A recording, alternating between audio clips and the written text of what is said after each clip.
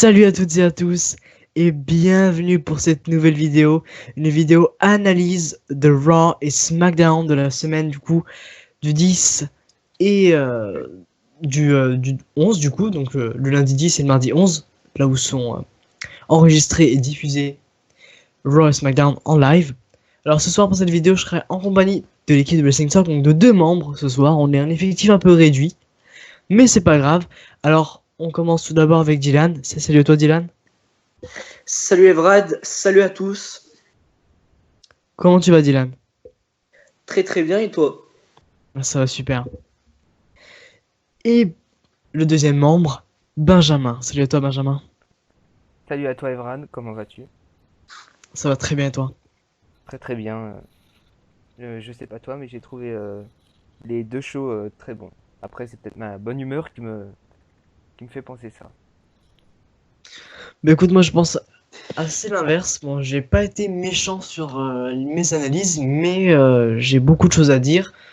Et je pense que on va beaucoup débattre ce soir, donc je pense qu'on va pas perdre de temps. Et on va commencer tout de suite par l'analyse de Raw.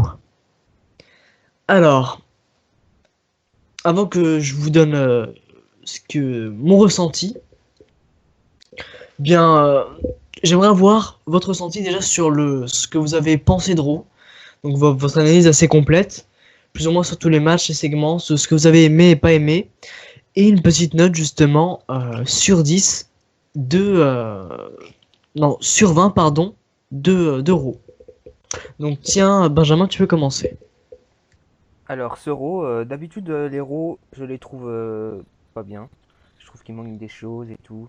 J'ai trouvé déjà le segment, parce que le segment pour commencer était très bon. Je sais pas ce que vous en avez pensé, mais franchement, déjà, Sacha qui donne le défi à Charlotte pour In a Nutshell match. Et, euh, et Rousseff Charlotte qui devait venir, et Rousseff qui vient en même temps. Et franchement, j'ai trouvé ça vraiment très intéressant. Et après, Rousseff qui dit qu'on s'en fout de leur LNSL match, de Sasha Banks qui gagne le titre. Et Charlotte qui prend le micro comme ça. Alors franchement, moi, ça m'a vraiment plu ça. Et j'ai trouvé ça vraiment très intéressant. Et après, Roman Reigns qui vient aider. Déjà, le segment, j'ai bien aimé. Et après, donc, ça dit futur match pour Raw. Et donc, j'ai bien aimé le fait qu'ils mettent un mix tag team match parce que ça, c'est rare qu'on a ça. Après, on a eu Bayley, Cesaro contre Kofi Kingston. Alors, le match en lui-même, on peut dire il était bon, mais après, on était aussi tourné sur Sheamus qui faisait un live sur Facebook et tout. Et vous pouvez voir le live sur Facebook de Sheamus, hein. Mais franchement, j'ai bien aimé ce live de Sheamus. Et que Cesaro perde, ça par contre, ça m'a pas plu. Après, c'est encore dans la story Sheamus, Cesaro, que l'équipe est pas vraiment concordée, on va dire. Elle est pas. Ils s'entendent pas, quoi. Donc Cesaro qui perd, non. Je suis pas d'accord avec ça. Après, Bailey qui squash alors. Les squash, je vais en parler. Moi, pour moi, les squash, c'est bien, mais il faut que les personnes qui fassent des squash, il faut que ce soit impressionnant, il faut que ce soit une destruction, quoi. On regarde Braun Strowman, il a la réaction à ces squash. Genre, c'est impressionnant ce qu'il fait. Même si c'est un squash et les deux autres ils font rien, mais ce qu'il fait, il les détruit, quoi. Alors, Bailey, ça sert à rien à faire un squash. Elle fait quoi? Elle fait ses moves, c'est tout. Elle n'est pas impressionnante. C'est comme Nia Jax, à part son squash. Alicia Fox, elle était pas impressionnante. Donc franchement, Bailey qui squash, je suis pas pour.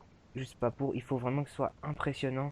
Et en plus, elle squash contre quelqu'un qui est inconnu. Il faut qu'il y ait un match contre une personne de roster et pas qui utilise, je veux dire niveau woman, Raw en a. Donc il faut les utiliser et pas toujours faire des catcheurs locaux. Après Dana Brooke qui l'attaque, je sais pas vous, mais cette rivalité j'aime beaucoup.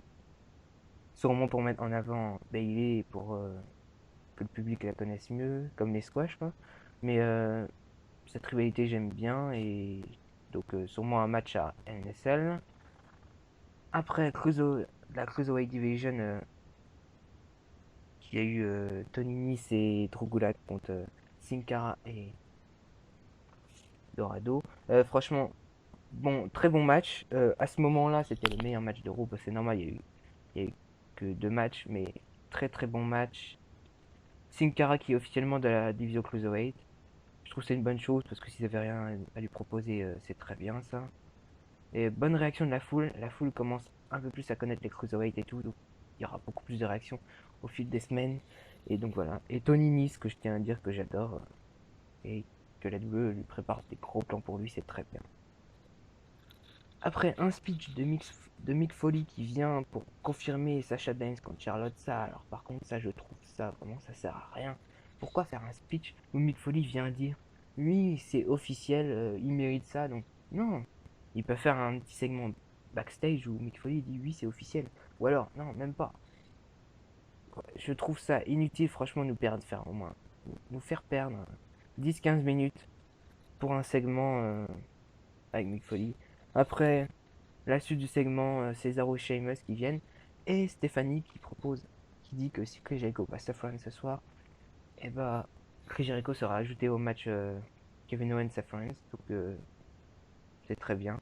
Et Chris Jericho qui est toujours aussi très divertissant, pour moi c'est l'attraction principale pour moi pour aller regarder Raw. C'est quand je vais regarder Raw, j'attends un très gros Chris Jericho et c'est vraiment très très bien. Oui, c'est Jericho et Owens qui sont intervenus. Mais le truc principal, c'est Chris Jericho. Donc voilà. Après, on a eu Bo Dallas et Curtis Axel. Donc, Bo Dallas, je sais pas ce qu'ils veulent faire avec lui. Je sais pas. Pour moi, ça peut pas aller très très loin. Et je sais pas vous, mais quand ils ont rediffusé ce segment backstage sur Bo Dallas et Curtis Axel, j'ai trouvé vraiment Bo Dallas très très bon dans sa promo. Ça prouve que le mec, il a vraiment du niveau promo, il peut faire quelque chose. Et franchement, il aurait la parme. Il pourrait être directement dans The Wyatt Family parce que niveau promo, je pense qu'il peut. Il a un niveau promo. Après, il a dit quoi? 2 phrases, mais son visage et tout, c'était très très bien. Après, il devait affronter Enzo Amore et Big Cass, mais ils ont été attaqués par The Club. Franchement, que The Club, future rivalité avec Enzo Amore et Big Cass, c'est très bien pour eux parce qu'ils avaient plus rien. Après, qui va gagner ce match, je ne sais pas. The Club, ils ont besoin d'une victoire, ils ont besoin de quelque chose, The Club. Parce que sinon ça fait trop de défaites. Enzo Amore et Big Cass, ils sont populaires et tout, mais ils ont pas trop de. Genre, ils ont pas vraiment gagné beaucoup de rivalités. Je n'ai pas dans mes souvenirs de rivalités qu'ils ont eu, mais bon, voilà. Après, moi je le dis, s'il y a un match à NSL, et il y aura un match à NSL, je veux The Club gagnant. Donc après, toujours Curtis Axel qui veut un match pour prouver à Bodalas qu'il croit en lui. Euh, Sami Zayn qui vient avec Novo. Retour de Novo, ça me fait vraiment plaisir de le revoir. Et victoire rapide. C'est Curtis Axel qui a pris le tombé. Que Sami Zayn et Novo, s'ils ont prévu de les mettre en équipe tous les deux, ça me plaît, l'équipe là me plaît et ils peuvent largement prendre les titres à The New Day. J'adore les deux catcheurs. En équipe, ils seront vraiment très bons, franchement. Alors j'en vois qui disent sur internet, ouais mais Sami Zayn il faut mettre dans le titre universel, dans le match pour le titre universel parce qu'il mérite.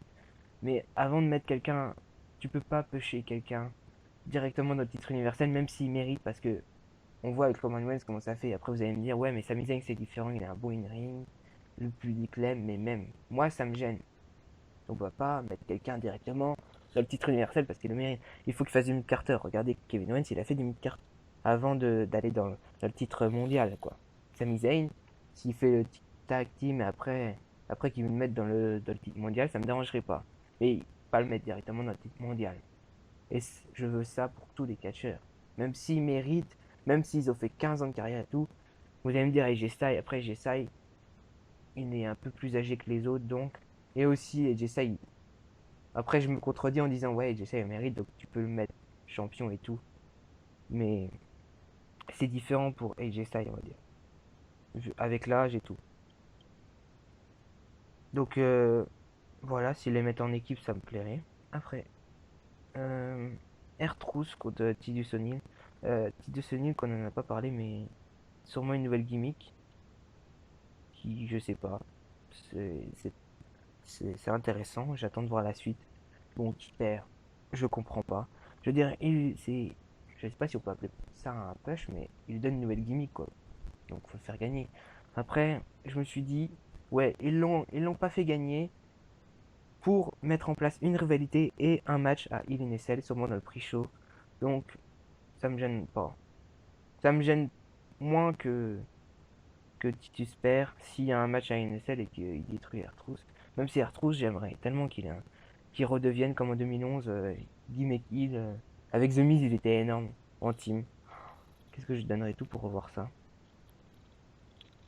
Après, on a eu, je crois, le squash de Braun Strowman, qui veut de la compétition. Bon, il a pas vraiment eu de la compétition, il a eu deux jobbers au lieu d'un. Donc, franchement, et il a dit il voulait de la compétition. Moi, je veux la vraie. Je sais pas ce qu'ils font avec Braun. On dirait qu'ils font comme avec Ryback. Maintenant, faut donner un vrai adversaire à Braun. Et vu qu'à Strasbourg, on a Braun Strowman comme Big Show, peut-être qu'ils mettront Braun Strowman comme Big Show. À voir. Après, Roman Reigns et Sasha Banks contre Rusev et Charlotte. Euh, moi, j'ai bien aimé ce match. C'était un très bon match, je trouve. Et je trouve qu'il devrait faire plus souvent des matchs mixtes. Donc voilà, très bon match. Après, Paul Heyman qui vient pour parler de Goldberg et tout. Il y en a qui seront contents de revoir Goldberg, qui seront peut-être pas contents ou contents de revoir ce match Brock Lesnar contre Goldberg. Moi, j'attends de voir. Je pense qu'ils peuvent faire meilleur que leur match à WrestleMania. Après, ils ont vieilli, vous allez me dire. Et pour moi, ça va être un très très bon match. S'ils se donnent à fond, ça peut être un bon match. Voilà. Paul Heyman, donc segment, j'adore quand Paul Heyman fait des promos, il a vraiment, comme d'habitude, magnifique promo. Après, TJ Perkins contre je sais plus comment il s'appelle, Aria de Harris, je crois, ou un truc comme ça. Euh, je trouve TJ Perkins, c'est bien qu'on lui mette un match et tout. Après, je l'ai trouvé franchement dans ce match en grande difficulté et son adversaire a vraiment dominé le match, je trouve. Et j'ai beaucoup aimé son adversaire. Niveau in-ring et tout, ce qu'il a fait, c'était vraiment bien. Et donc, si je me trompe pas, j'avais vu que il va bientôt venir dans la division Cruiserweight, quoi. Donc, son adversaire était vraiment très bon. Et la rivalité avec Brian Kendrick continue. On aura le match à Hell in a Cell. J'espère que TJ va conserver son titre et qu'après, il aura un autre adversaire. Je veux pas qu'il perde, même si Brian Kendrick il mériterait de gagner le titre, je veux pas qu'il perde le titre maintenant. Je veux qu'il ait au moins minimum un règne de 3 mois. Bon, sinon, voilà quoi. Et après, on a eu Jericho contre Seth Rollins, qui était franchement un gros match. Même si Chris Jericho a été battu par Seth Rollins, je pense quand même que Chris Jericho sera rajouté au match. J'espère. Ça rajoutera quelque chose au match. Et j'ai envie de voir ça. Très gros match. Et la feud entre Rollins et Kevin Owens est vraiment très intéressant. Sinon, si je devais noter le show, je dirais 12. C'était un bon show. Je sais pas vous, mais je trouve que la WWE met beaucoup plus en avant les Cruiserweight. Pas qu'ils les mettent en avant, mais qu'ils leur donnent vraiment du temps. 2 minutes en plus. Vous allez me dire, c'est rien du tout, mais je trouve qu'ils leur donnent 2 minutes en plus, donc c'est très bien. Et le mix tag team match qui m'a beaucoup plu. Voilà, 12 au show. Un bon show, j'ai trouvé. Voilà. Ben écoute, ben merci pour cette analyse complète et très détaillée. Alors avant que Dylan donne son avis, je vais vous donner le mien tout simplement. Parce qu'il a un peu tout, pas résumé mon avis, mais il a résumé un peu tout ce qui s'est passé pendant le Raw. Et je vais revenir du coup sur certains points qui m'ont un peu, qui ont fait baisser la note du show, tout simplement. Alors, pour revenir justement, donc au tout début du show, il n'y a rien de spécial à annoncer. une jolie promo du New Day, bien évidemment. Le match Cesaro contre Kofi, ben moi j'ai apprécié. J'ai noté ce match 6,5 sur 10 parce que certes il était assez court, mais du point de vue dans la gimmick dans la gimmick, oh là là, dans la storyline justement entre Cesaro et Sheamus, bah c'est un match en fait qui prévoit énormément. Parce qu'on sait pas en fait ce qui va devenir des deux gars, sachant qu'ils sont de base en team et qu'ils doivent capturer les tag team titles, ce qui fait qu'en fait on sait pas réellement, pour le moment, si Cesaro et Sheamus vont pouvoir s'entendre. C'est que ce match il m'a plu, parce que déjà c'était très athlétique, assez court, donc c'est pour ça que j'ai noté 6,5, mais je voulais un peu plus. Et j'attends justement de voir plus, donc pour encourager justement ce geste-là, j'ai mis une bonne note, ce qui me semble juste. Après ça va un peu dégringoler dans la suite, mais je trouvais ça pas mal, et niveau storyline ça me plaît. Ensuite, je sais pas vous, mais très sincèrement, l'arrivée de Bill Goldberg, ça m'attire pas du tout. Je vais être sincère avec vous, j'étais pas né à l'époque quand Goldberg était présent, mais comme tout fan qui se respecte et qui doit analyser et débattre, il faut se renseigner. Et en ayant vu le match Lesnar contre Goldberg, c'était très mauvais. Goldberg est déjà tenu comme un gros powerhouse de nature, pas avec énormément de charisme. Ça reste en gros un peu plus haut que Ryback, mais ils ont essayé de faire la même chose avec Ryback et ça n'a pas fonctionné. Donc pour moi, je l'attends pas, je serais pas forcément super heureux de le voir, mais si ce match doit avoir lieu et qu'il est aussi mauvais, bah Survivor Series va morfler au niveau note, hein, sincèrement. Surtout si c'est le main event. Ensuite, les squash matchs. Alors excusez-moi, je note jamais. Ce genre de match, on sait déjà qui est le vainqueur, il n'y a pas forcément à noter quelque chose. Donc les squash matchs, je ne les note pas. Alors Bayley contre Camille Fieldo.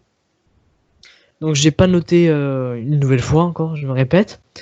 Mais il a remporté et je trouve en fait que c'est l'attaque de Dana Brooke, c'est une transition en réalité. Parce que comme vous le savez à Raw, le titre il tourne autour des deux femmes, des trois pardon. Il tourne autour de Charlotte, Sasha et Bayley. Et encore parfois on sait pas si Dana pourrait se rajouter ou si Nia Jax pourrait éventuellement prétendre au titre. Donc j'ai trouvé ça, le match déjà était pas tip top, mais l'attaque était pas mal du tout. Et c'est à voir bien évidemment pour la rivalité. Ensuite pour les Cruiserweight, donc Benjamin, je suis entièrement d'accord avec toi. Le temps des Cruiserweight, donc comme tu sais, je suis quand même très pointilleux et 2 minutes c'est pas rien du tout. C'est vraiment quelque chose 2 minutes. 2 minutes c'est ce qu'on a plus ou moins donné aux femmes en progressant justement, en évoluant leur statut. En passant de excusez-moi du terme, de pupute à femme, il y a une très grosse évolution. Et pour moi, en passant de diva à femme, ben, il y a quelque chose. Et à l'heure d'aujourd'hui, je suis très heureux de vous annoncer qu'on a enfin une égalité entre les hommes et les femmes, et on aura un Hell in a Cell match pour les femmes. Donc certes, ils ont quand même peur qu'il y ait des blessures, qu'il y ait un surpassement de soi-même, qu'il y ait des faux mouvements, qu'il y ait des gros botches, qu'il y ait plein de trucs comme ça. Mais dans ce genre de sport, faut pas réellement avoir peur. C'est les risques du métier. À trop se priver, on finit par moins donner de spectacle. Et ce qui fait que les gens ne regardent plus. Donc moi, quand on me dit que les cruiserweights ont peu de temps, qu'ils peuvent pas faire du high flying, qu'ils peuvent pas faire des spots dangereux, bah ça me vénère quand même. C'est ça que je voulais dire. Donc le match en lui-même de Lince Dorado Sin Cara contre Joe Gulak et Tony Nese que j'admire depuis le crossover classique. Donc Tony Nese que j'avais déjà sur je sais pas comment j'ai pas le mot en tête, mais je l'avais Dylan pourrait même témoigner que dans le précédent projet que je ne citerai pas, je l'avais mis en avant énormément parce que j'adorais ce gars-là, je l'adore encore et j'espère réellement qu'il aura son shot pour le Cruiserweight Championship et qu'il pourra avoir un bon règne. Mais TJ, sa gimmick en fait est assez pas assez développée en fait. Ça reste dans l'univers jeu vidéo et c'est pas une gimmick super large en fait. On peut pas se servir de cette gimmick là pour faire des storylines de fifou malade. Ce qui fait qu'en fait, bah, je reste un peu sceptique sur l'avenir de TJ. Mais pour le moment, il a un très bon micro. J'aime beaucoup la rivalité avec Kendrick. Justement, je vais en parler après. Mais en tout cas, j'adore. Et pour le match, il était très bon, j'ai noté 7 sur 10. C'est pour l'instant des bonnes notes, mais on verra par la suite. Alors juste petite parenthèse, le segment pour la pub pour la barre de cacahuètes payday entre Chris Jericho et R-Truth, j'ai trouvé ça super sympathique. Parce que quand ils font ce genre de spot pub, ils essaient de faire rire en général, et ça marche toujours, surtout quand on prend des superstars tels que Chris Jericho et R-Truth.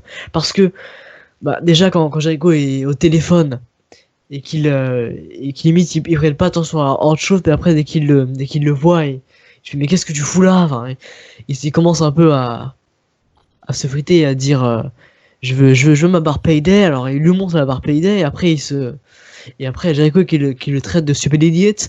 Enfin moi je trouvais ça assez drôle, j'ai bien aimé. Donc les spots pubs comme ça, j'adore. Même si ça fait de l'autopub, j'aime beaucoup. Alors ensuite on continue avec alors comme tu disais Benjamin, je trouve en fait que le fait que ce soit annoncé le Hell in a Cell match entre les femmes, je trouve que c'est super bien de l'annoncer à la TV, donc justement en promo, parce que justement l'intervention de Kevin et Y2J va amener quelque chose à cette promo. Elle va amener dans le sens où en fait Kevin Owens et Jericho veulent prendre le spotlight, sachant que un peu après, Sacha et Charlotte vont essayer de prendre le spotlight à Rusev. Et c'est là que c'est un enjeu important. Parce que je trouvais ce segment super, parce que Jericho est arrivé, il s'est un peu foutu sur Foley, il s'est un peu foutu sur Steph, et la storyline continue toujours. Et pour moi, c'est un peu la sous-storyline principale, parce que pour l'instant, comme je l'avais dit dans la première vidéo, il n'y a pas de storyline principale, il n'y a pas de retournement de situation entre le general manager et le commissionnaire, il n'y a absolument rien. Ce qui fait que là, on a que des sous-storylines principales. Donc celle-là est quand même basée sur le commissionnaire et le general manager, ce qui fait que ça fait une sous-storyline principale. Ce qui fait que c'est super attirant en fait. Parce qu'on a d'un côté Owens qui veut absolument pas se retrouver contre Jericho, donc son entre guillemets meilleur ami, et en gros les Universal Champions, parce qu'ils sont d'après Jericho tous les deux les champions universels. Donc ça c'est bien évidemment un sous-entendu très bizarre de sa part, mais ça reste quand même très très drôle. Donc c'est pour ça que l'enjeu en fait, comme je te disais Benjamin, c'est que je trouve de le mettre à la télé et de faire intervenir Kevin et Y2J, je trouve ça super attirant pour justement avancer dans cette storyline. Ensuite on a eu alors le Bo Dallas et Curtis Axel, donc je te rejoins une nouvelle fois, parce que Bo Dallas, la gimmick de spirituel du Bo Leave, je l'ai kiffé un moment parce que pour moi ça me faisait super rire et je trouvais que c'était con comme gimmick, mais là dans cette agressivité, dans cette forme là, je trouve ça super sympathique parce que déjà on voit très bien que ce gars a un potentiel. Le mettre dans la Wyatt Family, très mauvaise idée, parce qu'on sait très bien que Bray Wyatt ne veut pas travailler justement avec ses frères et sœurs, il préfère justement avoir son propre business et pas justement être plutôt déconcentré entre guillemets par ses frères et sœurs, de devoir leur plus ou moins je sais pas comment dire ça, mais après je sais pas c'est quoi son point de vue, mais il semblerait qu'il n'ait pas envie de travailler avec ses frères et sœurs. Et je trouve que de laisser Bo Dallas en solo avec une bonne gimmick, des bonnes rivalités et des bons spots, je trouve que là on va avoir un très très bon talent. Parce qu'à NXT déjà j'étais tombé fan mais complètement red dingue de ce gars là. Même s'il y avait la gimmick du Bo Leave, quand il était champion, il vendait énormément. Il était vraiment super bien utilisé par Triple H, et moi j'avais kiffé. Et j'aimerais revoir ce Bo Dallas là. Curtis Axel, alors qu'il était le dernier pick de Raw, j'ai trouvé son retour sympathique. Donc surtout ils ont pas de plan pour lui, donc moi j'aurais plus vu la SmackDown de base, pour qu'il puisse prétendre à l'Intercontinental Championship, avec bien évidemment des jolies storylines, des jolis spots, parce qu'il a du potentiel, mais il a trop été utilisé à la façon de Mr. Perfect, donc son père, à la place qu'on le traite comme lui-même, c'est-à-dire Curtis Axel. Et c'est ça qui me dérange. C'est que là, ils ont demandé un match, et ils se sont fait, Enzo et Big Cass se sont fait attaquer par Gallows et Anderson pour continuer la rivalité, mais eux ont été complètement mis de côté à la télé sur ce moment-là. Ils ont demandé un match, ils ont eu Sami Zayn et Neville, donc ce qui est pour moi une très bonne équipe, et je te rejoins une nouvelle fois, donc je vais te rejoindre sur certains points, mais il y en a où je pense qu'on va pas être d'accord. Encore une fois, je te rejoins parce que je trouve que ça fait une très bonne équipe, high flying et très technique, ce qui fait que s'ils arrivent à capturer les Tag Team Titles, ce serait vraiment super sympathique de pouvoir les voir évoluer. Déjà rien que d'avoir ces titres-là donc par équipe. Après, pour ce qui est du New Day, c'est vraiment un autre débat et on va pas en débattre ce soir. Mais Zayn et Neville ont gagné. J'ai mis le match 6 sur 10 qui était court. Les matchs sur ce Raw, j'ai trouvé très court. Pas assez développé, vraiment. Ou alors c'est moi qui ai vu le temps passer trop vite. Mais pour moi, le match était très court. Et du coup, bah voilà, je suis un peu sceptique par rapport à la suite de tout ça. Sixième match, donc qui est pour moi un match j'ai eu du mal à noter parce qu'au départ j'avais mis 5 sur 10 et après je me suis retranché sur un 4. C'est le R-Truth contre Titus O'Neil. Alors la nouvelle pseudo-attitude de Titus O'Neil qui veut absolument gagner ses matchs, j'ai pas compris. Franchement je comprends pas. C'est comme d'habitude, moi quand je comprends pas, bah je suis comme ça. Ça me trotte pas, ça m'énerve. Et du coup, bah je trouvais ce match pas super intéressant. Pas de gimmick, excusez-moi, pas de storyline. Donc rien de spécial.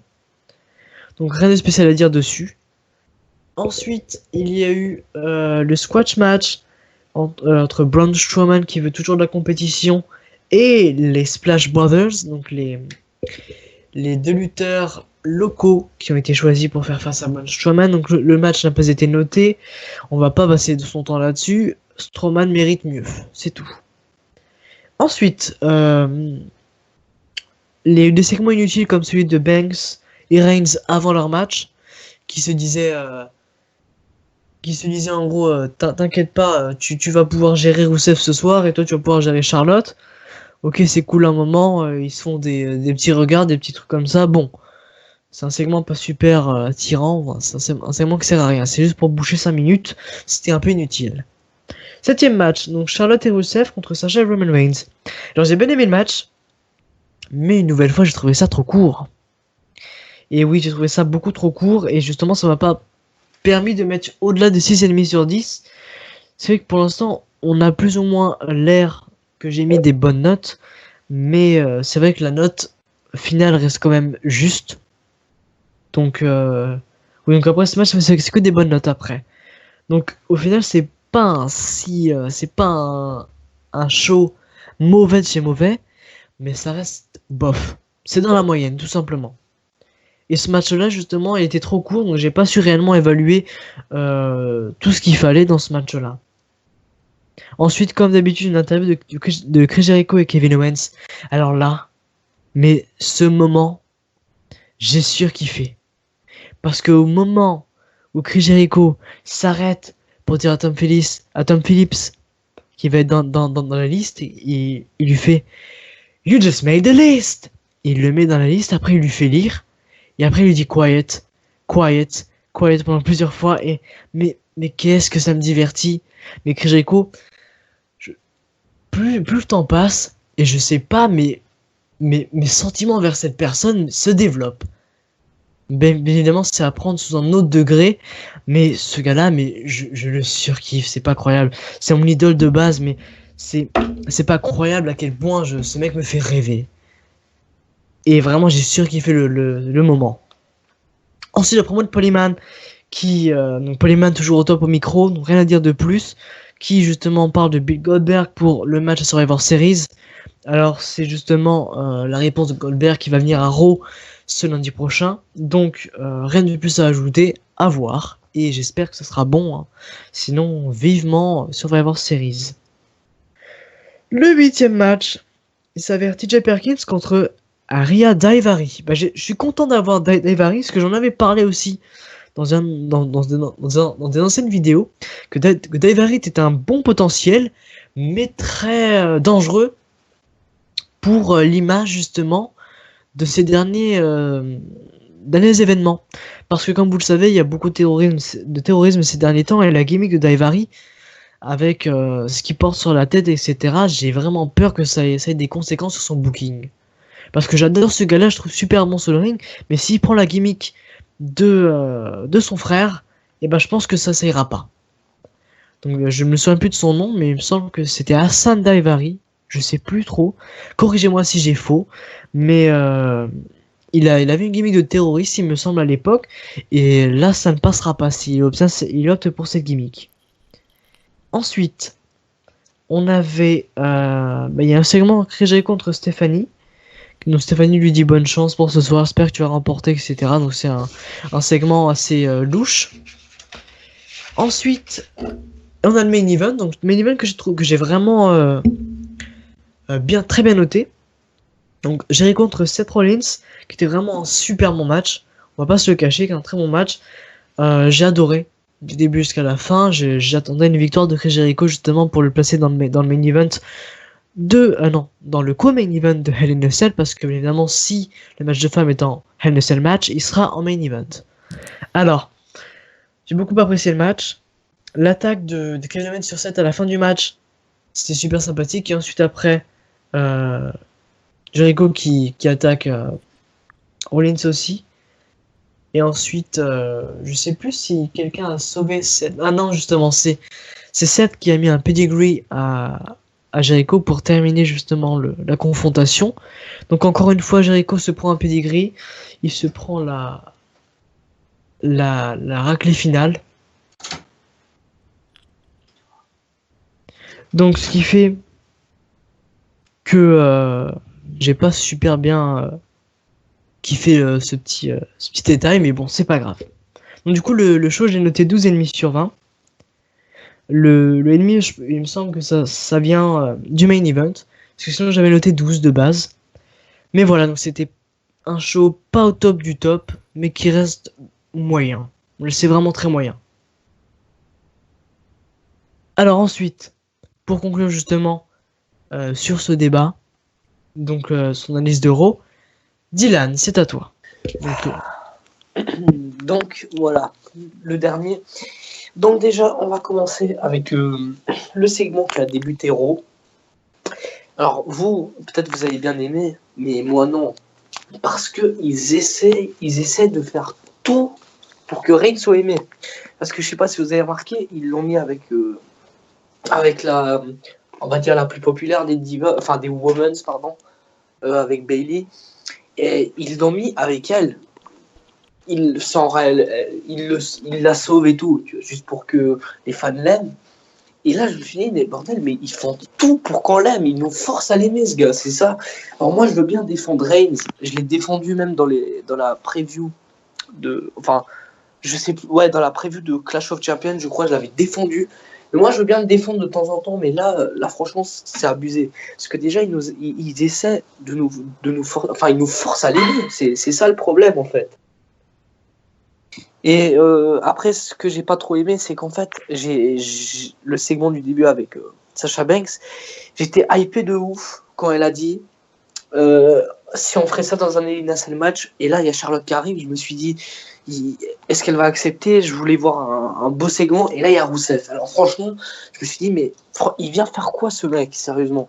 Moi je l'aime bien Rousseff, mais ça sert à quoi? Franchement, ça m'a énervé un peu parce que, enfin, moi, j'aime bien les tag teams mixtes de temps en temps.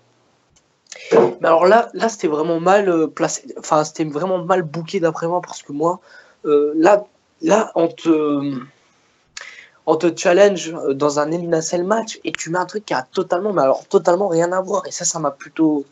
J'étais hypé de fou et là, franchement, ça m'a énervé. Et après. Oui, ils l'ont mis avec Sacha.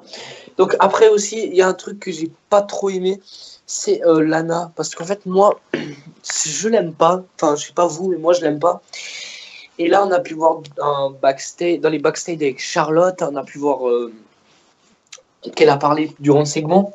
Et moi, franchement, je trouve pas ça bien. Parce que déjà, là, dans le backstage avec Charlotte, elle a menacé Charlotte, on va dire. Et franchement, ça sert à quoi? Parce que de toute façon, à la fin du match, que je vais parler plus tard, à la fin du match, ils étaient tous ensemble à côté, genre ils ont perdu, ils étaient tous ensemble à côté, il n'y a rien eu. Et dans les vestiaires, elle la menace, quoi. Moi, j'ai rien compris, je comprends rien à ce qui s'est passé ici. Donc voilà, déjà, j'étais assez déçu. Voilà. Donc après, on passe avec Cesaro contre Kofi Kingston. Donc alors, j'étais aussi très impatient de voir ça parce que l'idée de mettre Cesaro et Sheamus ensemble, j'ai trouvé assez bien. Ça rappelle un peu Kane et Daniel Bryan. Bon, c'est pas du tout la même chose, les mêmes gimmicks et tout. Mais c'est un peu la même chose. Au début, ils s'aimaient pas. Il y avait des trucs comme ça. Et ils ont gagné les petites tag teams. Donc du coup, je me suis dit, si ça peut faire pareil que Team Elno, pourquoi pas? En plus, contre le New Day, il y a du talent des deux côtés. Franchement, ça peut être énorme. Et là franchement, c'est du n'importe quoi. Enfin, ce qui se passe, Sheamus qui fait un live. Je sais pas, franchement, l'idée, je sais pas où elle est, franchement, parce que là, quand même, je veux bien, je comprends que Sheamus il soit contre Cesaro encore parce qu'ils sont pas à l'idée d'être en tag team ensemble et tout. Ça, je comprends bien. Mais alors, l'idée de faire un live pendant un match, non mais ça, je suis désolé, je trouve ça juste ridicule, quoi, sérieusement. Après Kofi qui gagne Cesaro, non, sérieusement, non. Parce que Cesaro, ok, Cesaro, il est pas au top et tout, mais en plus, il perd. En plus, c'est une manière, un roll-up, quoi, franchement. Ça m'a un peu énervé. Bon, je peux rien dire parce que j'adore aussi le New Day, donc Kofi l'a gagné, je suis content pour lui, mais ça m'a quand même énervé que Cesaro il perde d'un côté. Ça aurait pu se finir autrement. Moi, j'ai trouvé ces moments assez ridicules de faire un live pendant un match. Enfin, c'est rien contre Sheamus et tout, mais je trouve ça juste ridicule. Enfin, après, je sais pas si vous c'est pareil, mais moi, j'ai pas du tout aimé ça. Donc, voilà. Donc après, on va passer à la suite. Donc, je vais pas tout faire dans l'ordre parce que je me souviens plus trop de l'ordre si jamais. Donc, je vais parler un peu de ça. Donc, déjà, Bayley contre. Un squash match, quoi. Alors, déjà, comme l'a dit Benjamin, ça sert à quoi de faire avec elle? Parce que c'est vrai qu'elle est pas. C'est pas une woman qui est destructrice, genre comme Nia Jax ou des trucs comme ça. Il n'y a pas d'impact. Enfin, limite, elle se. Je sais pas, dans les anciens, dans les derniers Raw, pas celui-là, elle se faisait un peu avoir par la locale en face. Et du coup, j'ai pas trop aimé ça parce que je sais pas, tu peux utiliser des women que tu as dans ton roster, mais tu les utilises pas. Moi, franchement, je sais pas. En plus, ça pourrait faire des bons matchs, mais ils utilisent pas. Ils mettent des locales. Et ça, franchement, ça, je me dis, mais pourquoi, sérieusement? En plus, Bayley, pourquoi ils font ça? Il se passe quoi? Enfin, moi, je me suis dit, bon, ils savent pas quoi en faire. Et là, Dana Brooke qui attaque Bayley juste là. Alors, franchement, je sais pas vous, mais moi, cette rivalité, elle m'intéresse pas. Franchement, elle m'intéresse pas parce que bon, il y a du potentiel, ok, il y a du potentiel et tout, mais moi, c'est pas une rivalité qui me hype de fou. Et franchement, si c'est encore. Bon, j'aime pas trop Dana Brooke, j'avoue que j'aime pas trop. Mais je trouve quand même dommage qu'elle ait mal utilisé comme ça, qu'elle ait le tout de Charlotte, on va dire, en storyline. Et si c'est juste pour la faire perdre contre Bayley derrière, bah, je trouve ça quand même pas très bien pour elle, parce qu'après, il va se passer quoi pour Dana Brooke? Elle va perdre contre Bayley, il va se passer quoi? Donc c'est juste un truc que j'aime pas, en fait. C'est pour ça que je me dis ça peut être un bon match, mais si c'est pour faire perdre Dana, c'est voilà, ça m'énerve. Donc et en plus, je me suis dit, ben, pourquoi pas, enfin, parce qu'en fait, je sais pas si vous avez vu, mais il y avait beaucoup de rumeurs qui disaient que Dana Brooke, elle allait aller contre Charlotte. Donc, bon, c'est vrai que cette rivalité m'aurait quand même un peu plus intéressé que Bayley, parce que Bayley et Dana Brooke, c'est sorti de nulle part. Enfin, il y a juste eu une agression, enfin, à Raw la semaine dernière. Donc, il y a eu une agression. Alors, elle attaque Bayley parce qu'elle l'a attaqué, mais la première qui a cherché avec Bayley, c'est elle. Du coup, il n'y a pas de réelle raison, mais bon, voilà. Je comprends pas, franchement. Mais c'est vrai, ouais, comme tu dis. Mais à la base, en fait, on était sur le point de faire à Dana un face turn. C'est pour ça que moi non plus, j'ai pas compris du tout ce qui se passe, en fait. Exactement. Pour aller contre Charlotte, ouais, je me suis dit pourquoi pas. Et puis là, et puis j'ai oublié de noter un truc, mais je sais pas pour vous. Mais moi, j'ai l'impression que Charlotte, elle est en train de faire elle va devenir face. Vu les attitudes qu'elle avait et tout, c'était plus trop comme ça, quoi. Non, Donc, justement. Justement, je trouve que là, en fait, ils essaient pas de faire un festin de la Charlotte, mais de la mettre en vraiment dans une position vraiment heel pure et peut-être de sauvegarder plus ou moins entre guillemets sa sachant en tant que top face. Parce que vu ils sont si peu de femmes utilisées bien sûr, bah ils essayent en gros d'avoir une top face qui est déjà Bailey. La top heel ça devait être Charlotte. Et du coup au milieu on a Sacha qui pour le moment jongle entre face et heel. On sait pas réellement parfois l'attitude qu'elle peut adopter. Exact. Donc, je vais passer à autre chose. Donc, comme je l'ai dit, c'est pas dans l'ordre parce que je me souviens plus trop. Donc, Sami Zayn et Neville contre Bo Dallas et Curtis Axel. Désolé. Donc, premièrement, Bo Dallas, j'y accroche pas à ce mec. Il a du talent, je nie pas ça, mais j'y accroche pas. Alors, bon, ils essayent de faire un nouveau truc avec lui. Je veux bien m'intéresser pour voir ce qui se passe et tout. Mais là, franchement, moi, il y a eu le tag team là avec Curtis Axel. Et franchement, Curtis Axel dans ce match, il m'a fait de la peine. Parce que déjà, le mec, il job. Et là, il était juste là pour se ramasser le tombé. Et franchement, ça m'a énervé. Enfin, parce que moi, je trouve que Curtis Axel, il a vraiment beaucoup de talent. Il peut faire. Déjà, son règne avec le titre intercontinental, j'ai beaucoup aimé. J'ai beaucoup aimé quand il avait débuté en tant que Curtis Axel, parce que bon, il était déjà là avant Curtis Axel dans la Nexus, mais c'était pas pareil. Donc j'ai débuté en tant que Curtis Axel en Paul Heyman Guy. J'avais vraiment beaucoup aimé. Et puis là, ben, ce qui se passe avec lui, c'est vraiment très très dommage parce que ils peuvent faire un bon truc de ce mec. Bon, après, tous les talents qu'il y a dans le roster, que tu peux faire un bon truc avec eux, il y en a plein. Mais là, vu que c'est le sujet, je parle de lui. Et là, là, franchement, ça me fait un peu mal au cœur, franchement, qu'il l'utilisait comme ça. Et après, je vais parler de la team Neville et Sami Zayn. Voilà, on a parlé, Benjamin a dit, ouais, mais Sami Zayn ne peut pas direct aller pour le titre universal. Et bien, justement, il y a le titre des États-Unis qui est dans ce show. Et qui sérieusement, pourrait faire. Parce que là, c'est Reigns, ok, Reigns, il là. Mais sérieusement, Sami Zayn, Neville, Cesaro, bon, maintenant ils sont pour les tag teams. Ces mecs, s'ils n'ont pas de chance pour le titre universal, ils doivent aller pour le titre des États-Unis. Et franchement, ça vous intéresse à vous d'être un tag team. Bon, c'est très bon. Le in-ring, il est énorme entre eux. Et voilà, quoi. Je les vois pas gagner les titres par équipe. Franchement, je les vois pas gagner les titres par équipe. En plus, je sais pas vous, mais là, les teams qu'il y a à Raw, il y a presque des teams face. Il y a.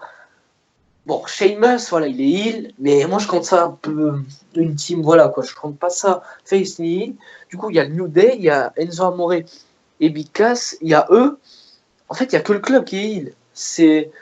Après, il y a Shining Star, mais ils sont jamais utilisés.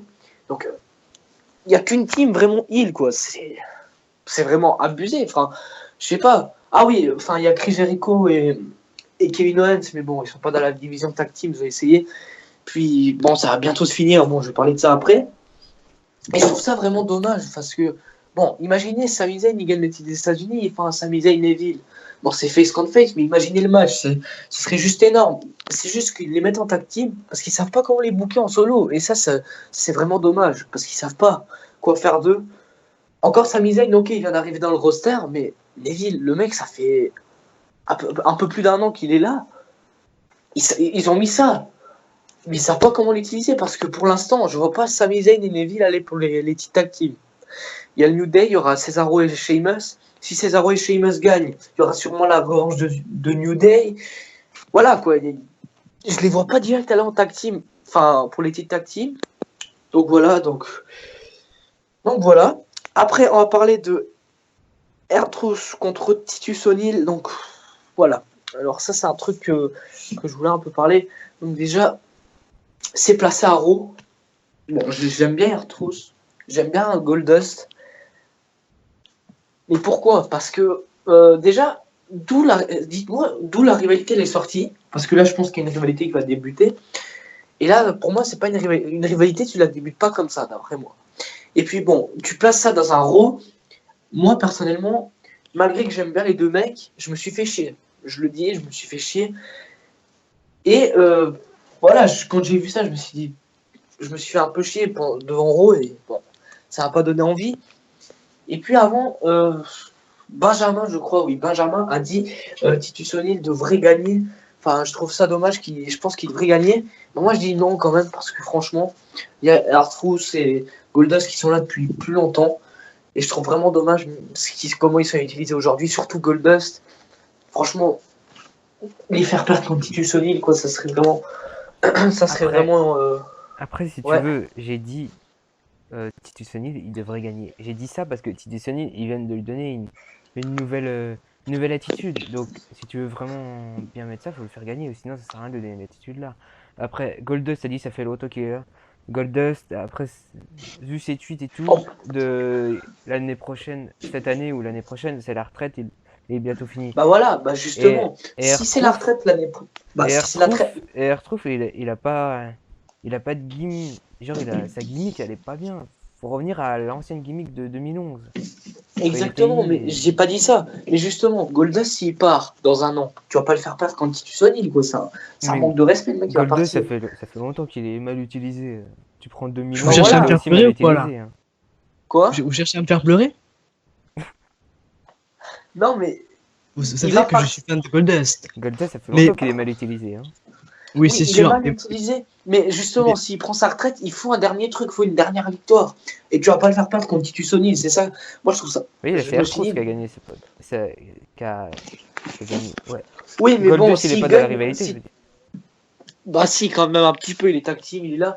Et si franchement il perd Goldust contre Titus O'Neil, ça me fait vraiment mal. Franchement, ça serait vraiment ridicule. Bah, il Bref, on va passer à il autre mettrait les chose. jeunes en Mais- avant. Mais après, mais attends, Goldust, mais je vois pas en fait comment. Qu'est-ce que tu veux lui donner Goldust. comme victoire par exemple? Genre, tu veux Mais- le mettre mais contre comme qui tu pour dis, le en faire fait, gagner? Mais en fait, ce que moi j'ai compris dedans, c'est vous vous souvenez que Titus a été suspendu. Ouais. Mhm. Qui dit suspension dit punition. Donc pour moi, le match était pour moi une punition pour Titus en fait de le faire passer pour un débile, enfin pour quelqu'un d'idiot tout simplement. Il lui donne une nouvelle attitude. Je suis là pour gagner et en fait non, il perd. Et pour moi, c'est une sorte de punition parce que depuis qu'il est revenu de sa suspension, il aurait donné de spécial. Une rivalité avec Darren Young qu'on ne voit plus. Et maintenant, on lui donne R-Truth qui est juste pour le moment avec Goldust, donc qui forment le Golden Show, mais qui ne sont pas utilisés depuis plusieurs semaines. Ce qui fait qu'en réalité, c'est juste une punition et un jeu de la part des officiels qui disent ah bah tiens, on a qui dans le roster? Ah, mais c'est ce nègre de Titus. Eh bien, on va le mettre contre un autre nègre de R-Truth.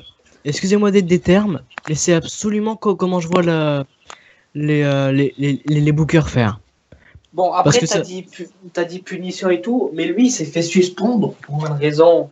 Voilà, c'est pas une raison pour moi. Il a tiré le bras vite. Oui, C'est c'est pas c'est pour pas ça, une mais- raison, mais c'est très bien que Vince est pas en cucu en réalité. Il lui a juste tenu le bras, il lui a dit de le lâcher. Et ensuite, dans les bureaux, il lui a carrément dit qu'il n'avait pas le droit de faire ça, que c'était le boss, etc. Mais, enfin, voilà quoi. Mais en gros, donc encore une fois, excusez-moi des termes que j'ai employés, mais c'est exactement ça. Il y a vraiment un peu de racisme à mon goût à la WWE, et c'est pour ça que j'ai du mal un peu à réagir, parce que ça m'énerve de voir que on a deux gars qui ont de base de gros potentiel, de pas pouvoir déployer leur talent à cause de ça. Je suis d'accord. Donc, je vais passer à autre chose parce que là, j'avais pas trop envie de parler de ça. Donc, premièrement, je vais parler que d'un truc des Cruiserweight. Parce que, bon, vous allez peut-être me prendre pour un con, mais pour l'instant, je m'intéresse pas trop aux Cruiserweight. Franchement, je m'intéresse pas trop à ça. Mais il y a un truc que j'ai remarqué, c'est que Sin Cara est dans la division Cruiserweight. Pourquoi? Parce que je vous dis, je m'intéresse pas à la division Cruiserweight, mais il y a du talent. Là-dedans, désolé du bruit, bref. Il y a du talent. J'ai vu certains matchs dans le Cruiserweight classique et franchement, il y a vraiment un énorme talent. Et Sin Cara, franchement, qui est là, il botche tout ce qu'il fait. Enfin, ça gâche un peu tout. Et je me suis dit, ils mettent Sin Cara dans la division Cruiserweight, alors qu'ils auraient pu mettre d'autres superstars. Alors déjà, premièrement, regardez, Neville, par exemple. Il est mal utilisé, mais si tu le mets dans la division Cruiserweight, imaginez les matchs qui nous sortent, les mecs. Là, ils nous mettent Sin Cara et j'ai trouvé ça un peu dommage, franchement. Et j'aime pas Sin Cara, franchement. Donc, bon, j'étais pas trop content de ça, mais je me suis dit que s'ils ont rajouté Sin Cara, ils allaient rajouter d'autres superstars. Donc, ça m'a un peu remonté le moral. Donc, voilà. Donc, après, on passe à la promo de Mick Foley qui annonce qu'il y a 3 matchs avec la stipulation Hell in a Cell. Alors quand il a annoncé déjà le Women's Hell in a Cell, j'étais vraiment content. Et après, Benjamin, tu as dit ils auraient pu faire ça en backstage, et ben moi non, franchement je trouve pas. Parce que il faut quand même réaliser que c'est le tout premier Hell in a Cell match pour la division des Women. C'est la toute première fois que 2 Women's entreront dans cette cage. Donc franchement, ça a annoncé, pas vite fait, bien fait, ça a annoncé, franchement, il faut l'annoncer sur le ring. Et ça, franchement, je trouvais pas mal. Et après qu'il y a 3 Après, NSL ça, matchs, juste pour dire, je suis d'accord qu'il faut, comme c'est le premier NSL match, il faut l'annoncer, faire une promo et tout. Mais c'est juste genre faire la comparaison entre Raw et SmackDown. On dirait que c'est une équipe différente qui book parce que si tu regardes Raw, et bah les matchs ils sont annoncés genre quand il y a un truc annoncé, c'est annoncé en backstage. De- Et un Raw, genre tout ce qui est annoncé, c'est tout. Il y a toujours une promo genre pour annoncer le truc. Le NSL match, je veux bien, mais à chaque fois à Raw, t'as toujours des moments, des segments inutiles pour annoncer la chose. c'est C'est vrai juste. que bon, c'est 3 heures de show, t'as 3 heures de show, et puis t'as des trucs qui servent à rien. Ça, c'est sûr et certain qu'il y a ça, et ça, je trouve vraiment dommage. Parce que si vraiment tu sais pas quoi faire en 3 heures de show, tu fais comme SmackDown, tu fais que 2 heures, je sais pas. Parce que là, franchement, il y a des trucs qui servent à rien, qui sont ennuyants.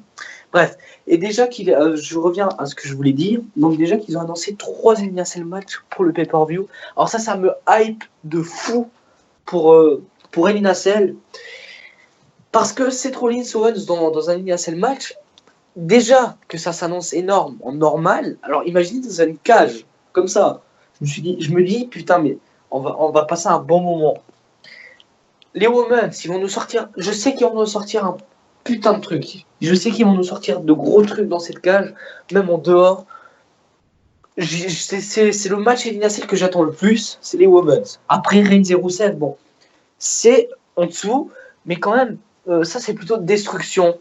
Donc, il y a le côté destructeur et tout, comme l'année passée, Bray Wyatt contre Roman Reigns, où il y avait des tables et tout. Donc si c'est pour détruire, faire des trucs comme ça, je suis ok, ça me dérange pas. Surtout que derrière, on a 2 Hell in a Cell matchs avec des talents de fou et qu'ils vont réaliser 2 gros matchs. Alors je me dis, si derrière, c'est pas un gros match, mais il y a de la destruction, je suis d'accord. Je dis rien sur ça. Après, on va passer. Alors, attendez, je vais passer au speech de Paul Heyman. Alors hier, enfin l'autre jour, j'étais dans la conve, on parlait sur Skype avec Benjamin et Evrad, et j'ai dit Brock Lesnar contre Goldberg, ça ne m'intéresse pas. Alors, pourquoi ça ne m'intéresse pas? Moi je dis le match ne m'intéresse pas parce que je sais que ça va être chiant. Ça va être chiant, mais vraiment chiant d'un point. Puis, en fait, ce qui m'a beaucoup hypé, c'est la promo de Paul Heyman. Alors, ça m'a hypé un peu parce que attendez, ouais. Donc ça m'a hypé un peu et genre aussi je suis content de revoir Goldberg parce que bon, comme Evrad, j'étais pas là enfin je suivais pas le catch quand il était là. Donc voilà, j'étais pas encore là, enfin je suivais pas trop le catch. Mais j'ai pris le temps à regarder des anciens shows sur l'histoire des anciens matchs, des trucs comme ça. Et franchement, j'aime beaucoup Goldberg. Je l'aime beaucoup. Et le revoir, ça me ferait quand même un gros truc. Et surtout, ça fera du bien pour les audiences d'Euro la semaine prochaine parce que cette semaine, c'était vraiment bas. Bref, on n'est pas sur ça. Mais franchement, ça me fera super, enfin, ça me fera super plaisir de le revoir. Après, je voulais dire aussi que le premier match entre Brock Lesnar et Goldberg, je dis que c'était chiant parce que regardez le match. Moi, je l'ai regardé. Je l'ai regardé même plusieurs fois ce match et je me suis ennuyé, sérieusement. je me suis ennuyé. Alors c'est pour ça que ça me donne pas envie du tout, parce que j'ai peur que ça se repasse comme ça. Surtout que Brock Lesnar maintenant c'est devenu une bête qui se laisse plus toucher, enfin qui détruit tout le monde. Puis Goldberg là derrière qui est devenu un peu plus vieux, donc qui a sûrement perdu certains trucs, donc je me dis ça peut être encore plus chiant. Ça je me dis, mais bon la rivalité peut être pas mal, ça peut être quand même pas mal et tout. Après j'ai vu une news qui disait que ils veulent ils veulent pas mettre Brock Lesnar et Goldberg dans le même show jusqu'à Survivor Series pour maintenir la confrontation jusqu'à Survivor Series. Non, sérieusement non. La rivalité, ça va être quoi? Ça va être un speech de Brock Lesnar avec Paul Heyman à côté. La semaine prochaine avec Goldberg, ils vont s'avertir pendant 3-4 semaines. On va se battre, on va se détruire, je vais détruire Brock Lesnar. La rivalité, ça va être de la merde. Et en prime, le match aussi. Parce que, imaginez que le match c'est de la merde, il y a une rivalité de merde à côté. Je vais être déçu, mais de fou. Donc voilà, c'est pas une bonne idée pour moi de garder la confrontation. Donc je veux bien que le premier Raw, là il y a Goldberg qui vient, il parle. Là Lesnar non il vient pas. Le deuxième Lesnar il parle, là il vient pas non plus. Mais le troisième tu commences à se confronter, tu commences à faire des trucs.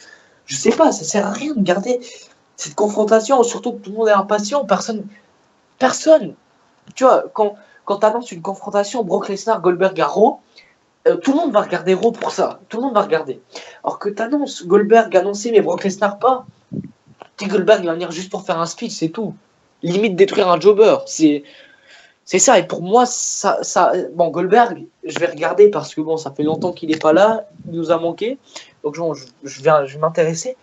Mais au fil du temps, les gens ils vont s'en foutre qu'il soit là juste pour faire un speech. Tu vois, ça va même si ça va être énorme, parce que ça fait longtemps qu'il n'est plus là.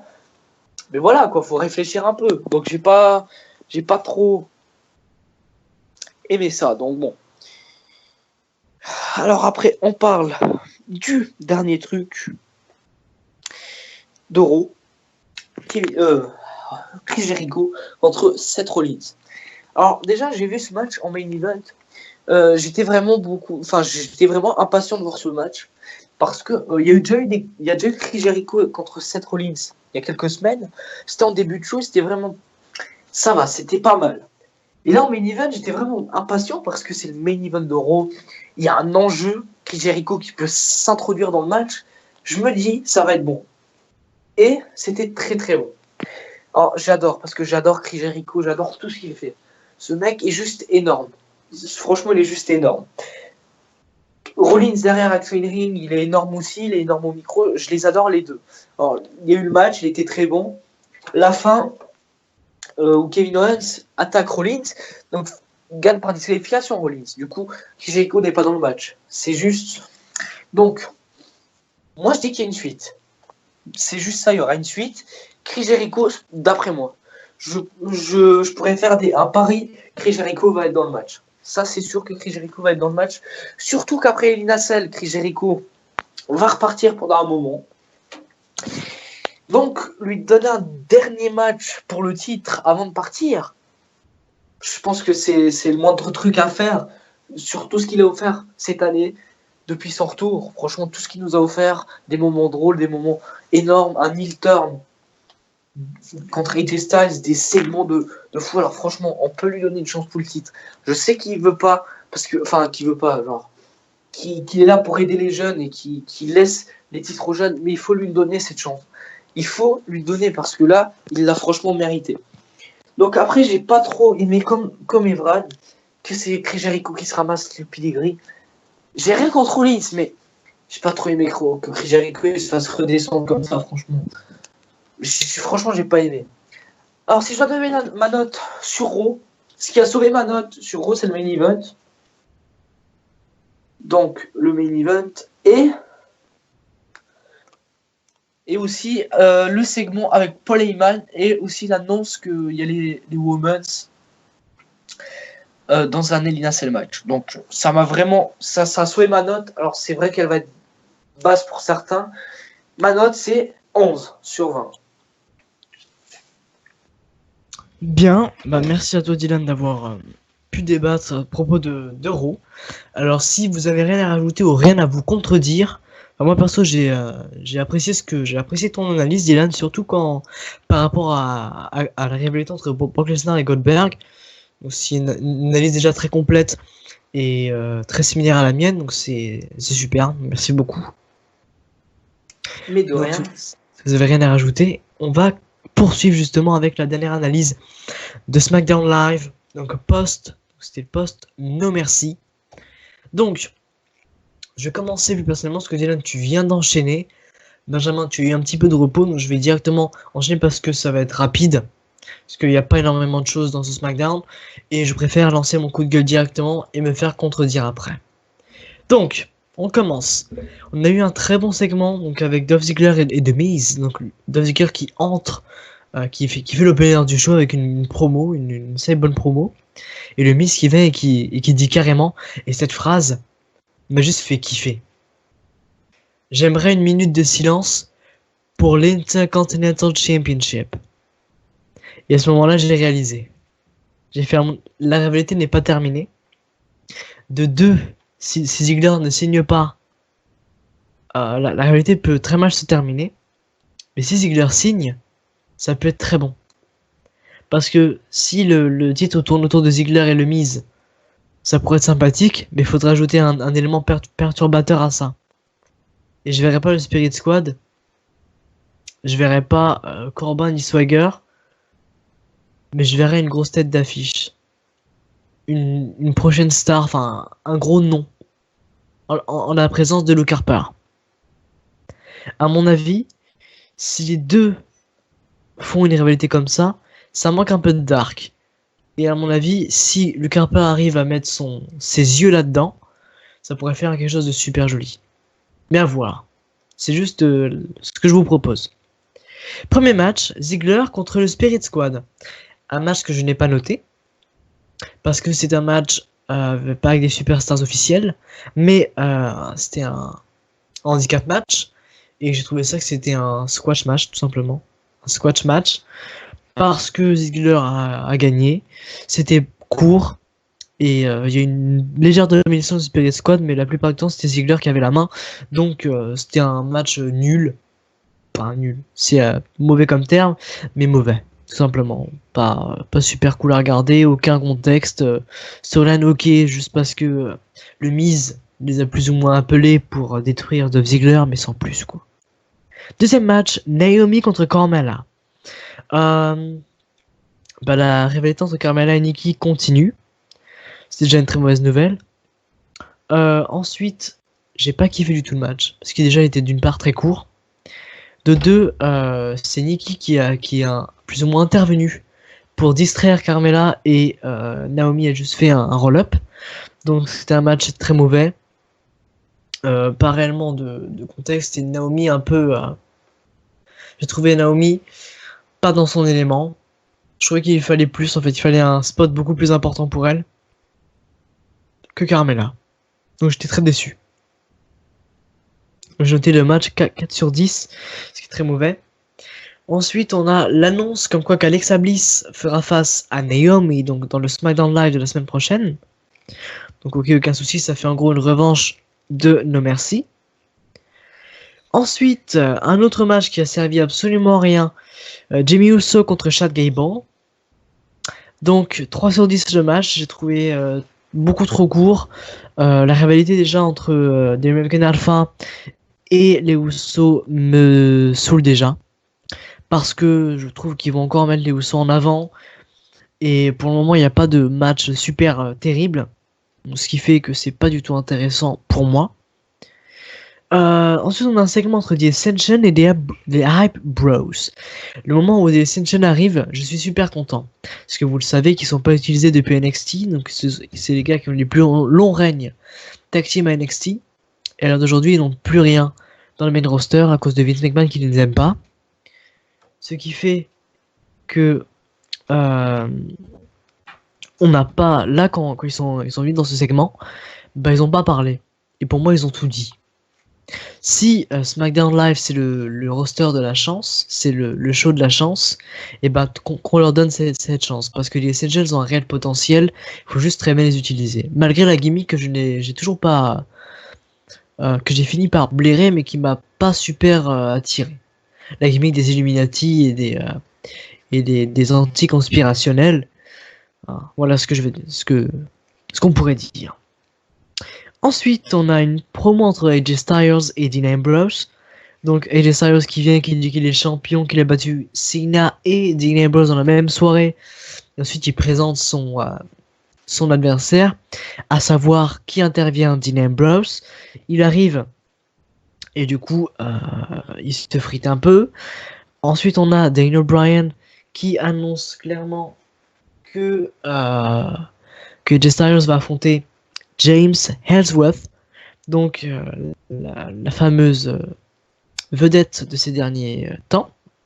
Alors vous savez pourquoi ce match et ce SmackDown a été très mauvais? C'est pour ce final en fait.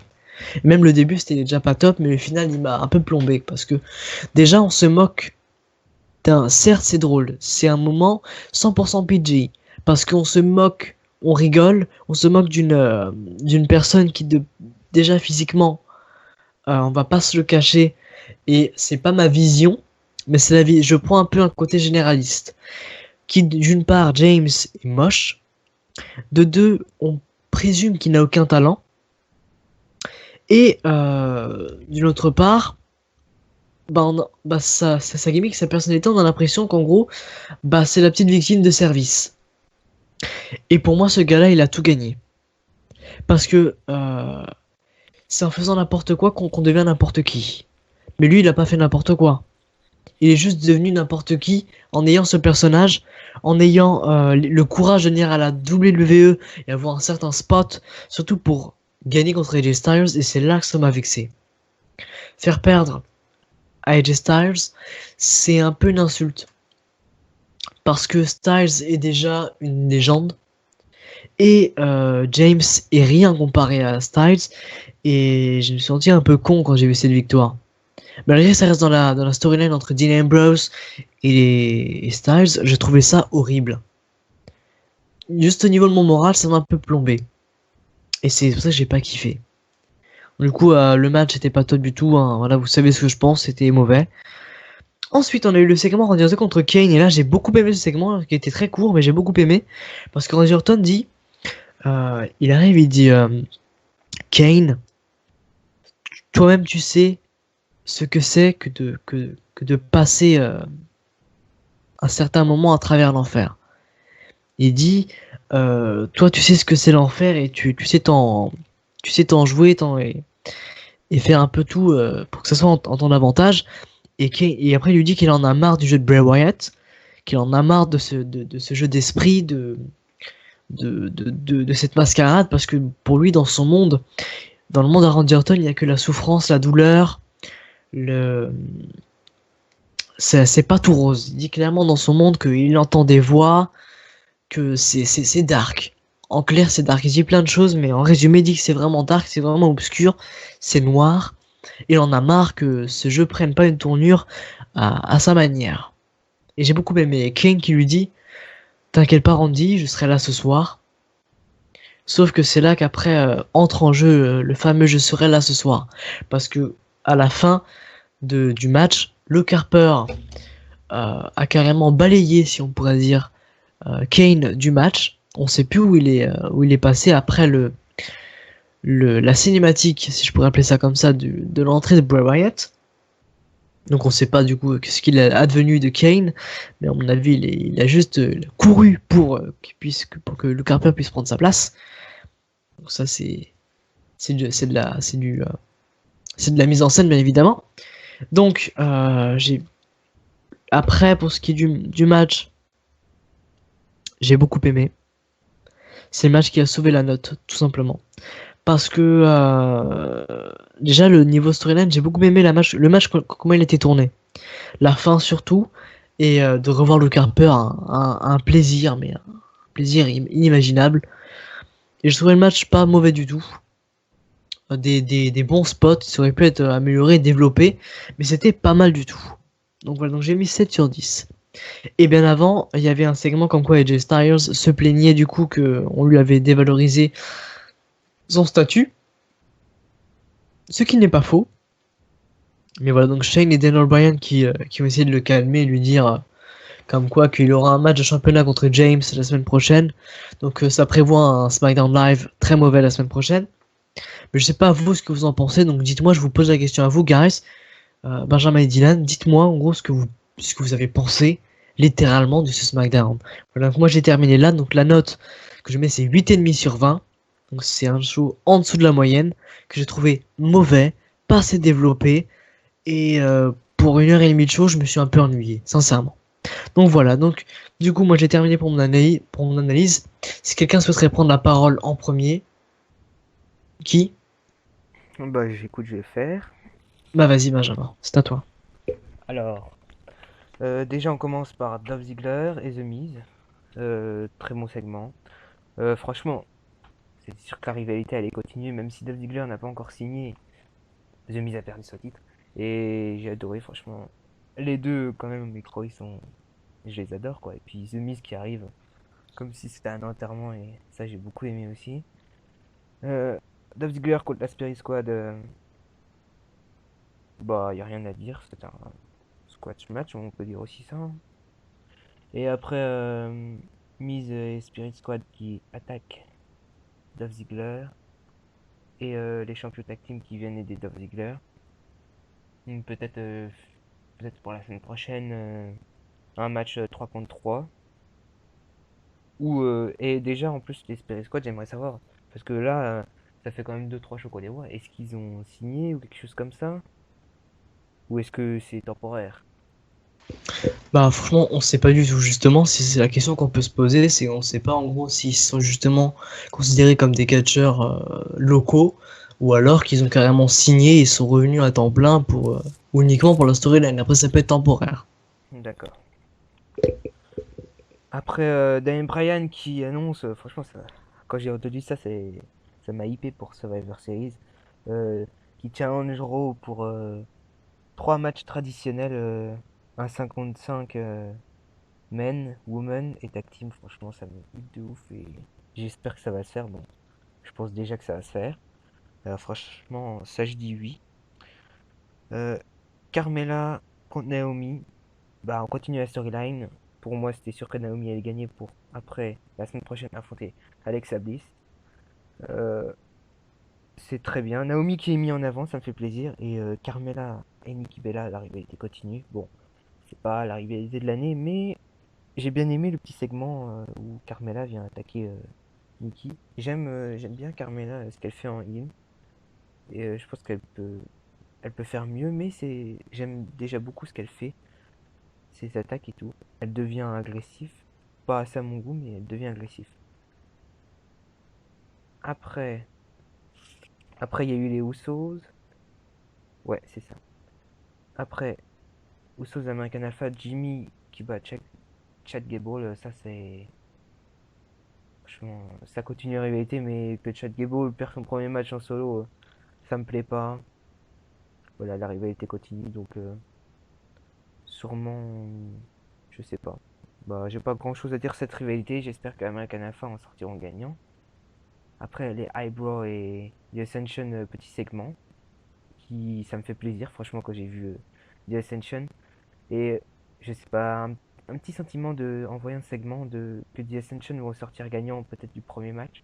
Parce que quand on voit Mojo Rawley, Mojo Rawley qui, genre, Ascension qui vient et genre, en fait, Zack Ryder elle les prend au sérieux, mais pas Mojo.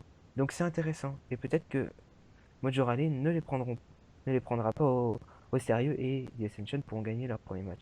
Et donc ça me fait plaisir que The Ascension sont bien utilisés, quoi. Et j'espère qu'ils sortiront vainqueurs de cette rivalité. Parce qu'ils méritent plein de choses.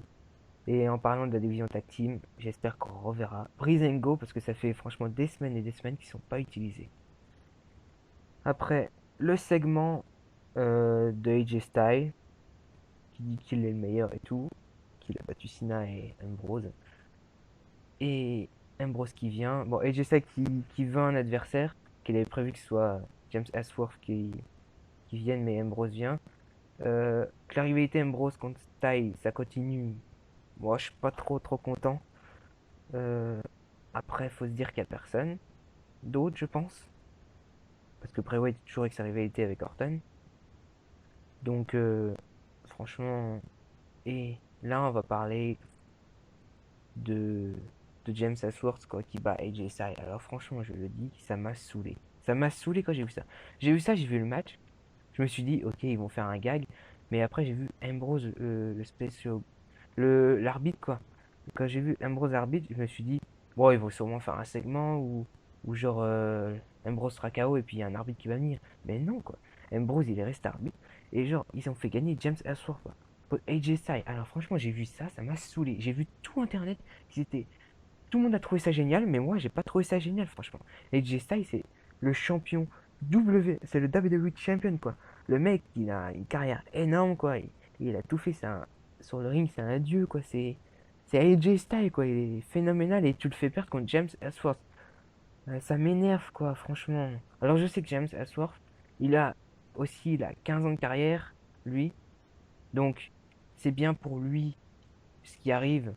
Il a battu AJ Styles, mais franchement, non. AJ Styles, c'est au WWE Championship. Tu le, tu le fais pas perdre contre un jobber, quoi.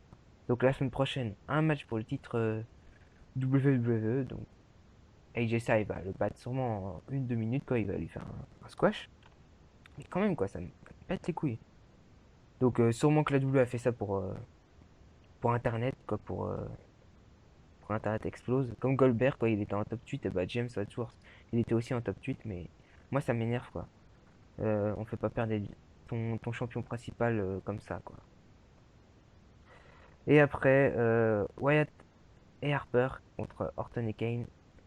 Alors, le segment avant aussi avec Orton et Kane, qui m'a beaucoup plu, comme Evral l'a dit, c'est vraiment très intéressant.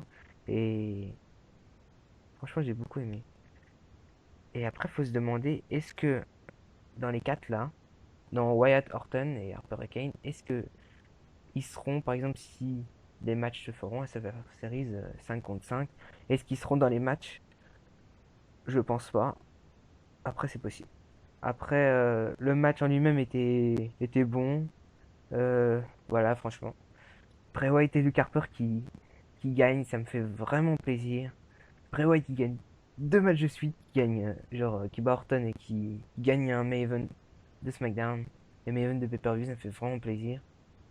Euh, Franchement, j'ai juste envie de dire aussi, c'est que c'est positif et c'est négatif dans le sens où Bray Wyatt, tu le vois gagner 2 soirs de suite, mais il est avec Harper. Ça, ça a à se dire quoi, et c'est les fans qui vont trouver ça, surtout les gens vont trouver que Bray Wyatt est faible sans Luke Harper, quoi. Il peut pas gagner sans Luke Harper, et c'est ça qui est un peu la note négative de ça, mais ça me fait vraiment plaisir. J'ai bien aimé aussi qu'il fasse disparaître Kane. Voilà. Après Talking Smack, j'ai noté aussi que Daniel Bryan a annoncé aussi le troisième match entre Jack Swagger et Baron Corbin pour la semaine prochaine, en plus de Naomi, Alexa Bliss et AJ Styles et James Ellsworth. Et aussi, à la fin de Talking Smack, il faut noter Bray Wyatt et Luke Harper qui sont arrivés, qu'ils ont fait fuir René et qu'ils ont dit que personne n'était en sécurité, que AJ Styles n'était pas en sécurité, Dean Ambrose n'était pas en sécurité, surtout par Randy Orton. Ils ont dit que c'était leur maison maintenant. Et Luke Harper aussi qui a dit ça et j'ai bien aimé. Genre il a dit dans Talking Smack à nos merci René et Daniel Bryan, il parle du futur bébé de Daniel Bryan et bah on s'en fout de ça. Il faut parler de nous et ils ont dit que si on parle pas d'eux et bah ils vont les faire parler d'eux. Donc c'est vraiment j'ai bien aimé que Bray Wyatt et Luke Harper aient dit que personne n'est en sécurité. C'est comme ça qu'il faut boucler les Wyatt. Voilà. Sinon franchement, le show, comme Raw, j'ai trouvé bon. Bah après, je sais pas. Je trouve que les shows, ils passent vite ces temps-ci que ça va. Donc, comme Raw, j'ai mis 12. Je sais pas. Voilà. Bien, merci à toi d'avoir débattu justement. Alors, pour terminer, pour conclure, Dylan. Alors, 2 secondes. Premièrement, on commence avec le segment, alors le Miz et Dolph Ziggler. Donc déjà, on savait que la rivalité allait continuer puisque bon, chaque champion qui perd son titre a une revanche. Donc voilà. Et franchement, ça me fait chier. Parce que comme on a pu le voir dans la review de No Mercy, j'ai dit que Ziggler mise, ça m'intéressait plus et que ça me faisait chier de revoir ça. Donc il a gagné et je me suis dit, oh putain, non, putain, pas encore ça et tout. Puis le segment du début, bon, il était pas mal, mais Miz a fait de grosses performances au micro, il y a eu de bons trucs. Pareil avec Ziggler. Donc après, on passe au match avec le Spirit Squad. Enfin voilà. Donc c'était pas un match, enfin vite fait, Ziggler a gagné. Donc voilà, en même temps, est-ce que quelqu'un pensait que Ziggler allait perdre? Un Intercontinental Champion ne va pas perdre contre eux. Donc je trouve ça assez normal. Après, on passe à Naomi contre Carmella. Donc déjà, Carmella et Nikki Bella, ça continue. Voilà, encore une fois, je suis déçu. Encore une fois, il y a une rivalité qui ne m'intéresse pas. Ça fait chier, franchement. Voilà, quoi. C'est pas le problème contre Carmella ni Nikki Bella, même si j'aime pas trop Nikki Bella. Mais c'est juste que c'est pas bien. Enfin, vous voyez que ça intéresse pas aux fans et ils continuent. Et c'est ça que je comprends pas que la WWE. Il remarque que ça intéresse pas et il continue. Et ça, franchement, c'est incompréhensible. Ça, je comprends pas, franchement. Donc, Naomi qui gagne. Donc, encore une fois, parce que Naomi a quand même gagné deux victoires de suite. Donc, après, il a été annoncé que la semaine prochaine, elle ferait face à Alexa Bliss. Donc, je suis très content de ça parce que je me dis que si Alexa Bliss est la number one contender et Naomi là-bas, il y a peut-être une chose qu'elle s'introduit pour le match pour le titre. Et ça me fait surtout plaisir pour elle parce que j'aime bien Naomi. Je pense qu'elle mérite une chance depuis le temps qu'elle est là. Donc après, je vais revenir sur un truc que j'ai oublié de parler. C'est Rhino et Slater qui ont sauvé Ziggler. Donc je prie pour pas qu'il y ait Spirit Squad contre Rhino et Slater. Je prie, hein, franchement, je prie pour qu'il n'y ait pas ça. J'ai peur, franchement, j'ai vraiment peur qu'ils nous mettent ça. Et franchement, je prie pour que ça se passe pas. Voilà. On passe à un membre des Usos qui va contre Chad Gable. Alors, pourquoi? Pour continuer la rivalité. Ok, mais pourquoi faire perdre? Pourquoi faire gagner les Usos? Enfin, Jimmy Uso? Ça, franchement, ça me fait chier parce que, encore une fois, les Usos, sérieusement, personne n'y accroche. Tout le monde s'en fout. Apparemment, quand ils étaient faits, les petits. Mais là, maintenant, tout le monde s'en fout. Et ils continuent. Mais c'est ça. Mais je comprends pas parce que la WWE remarque quand même que ça ne nous intéresse pas et ils continuent. Et ça, je trouve assez décevant. Et c'est pour ça que ça n'intéresse plus personne. Parce que bon, quand tu vois une rivalité comme Carmella et Nikki Bella continuer, déjà que ça t'a pas intéressé au début, ça va pas t'intéresser à la suite. Tu vas pas regarder, tu es en train de regarder SmackDown, tu vas pas regarder ça, c'est compréhensible. Après, on passe à l'annonce de Daniel Bryan et Shane McMahon qui annonce qu'il y a qui challenge pour 3 Survivor Series match. Donc d'un côté, je me suis dit, ouais, c'est bien, c'était bien, et d'un côté, je me suis dit non. Parce que pour les tag teams et les women's, comme c'est du 55 qui va être sûrement accepté, il n'y aura pas de défense de titre. Il n'y aura pas de défense de titre des women's. Il n'y aura pas de défense de titre tag team. Et ça me fait vraiment chier. Ça me fait chier. Parce que, bon, un match traditionnel, c'est bien, mais on veut voir des défenses pour le titre aussi. Puis après, je me dis quand même, j'ai peur qu'ils font perdre SmackDown. Parce qu'à chaque fois qu'il y a eu des trucs comme ça, c'est toujours Raw qui remportait. Enfin, aux années auparavant, on va dire. Donc voilà. Après, on va au segment avec AJ Styles, Ambrose. Donc le segment était pas mal et surtout quand il y a eu le match et Ambrose en arbitre spécial, je me suis vraiment beaucoup marré parce que franchement Ambrose a joué ce rôle vraiment parfaitement. Il l'a très bien joué, ça m'a fait vraiment marrer, mais par contre, il y a plusieurs points. Alors, premièrement, oui, je suis déçu que AJ Styles a perdu. Je suis un peu déçu, j'avoue. Mais en même temps, il y a un point que Benjamin a dit, c'est qu'ils ont fait perdre le champion de la WWE contre un gars comme ça. Oui, mais il faut bien quand même se rappeler que Seth Rollins a perdu contre J&J Security alors qu'il était le champion. Et à ce moment-là, il n'y avait pas de titre suprême, il n'y en avait qu'un. Alors bon, je me suis dit quand même, là, c'est pareil, ça arrive pareil, c'est une défaite. Et je pense quand même c'est aussi pour James, quand même quelque chose, parce que bon, il était là plusieurs fois, il s'est fait détruire à chaque fois. Je me dis quand même, c'est quand même pour faire plaisir, enfin vite fait, une petite chance politique comme ça pour avoir l'honneur. Bon, on sait qu'il va perdre, ça sert à rien, certes, mais voilà quoi. Je pense que c'est aussi pour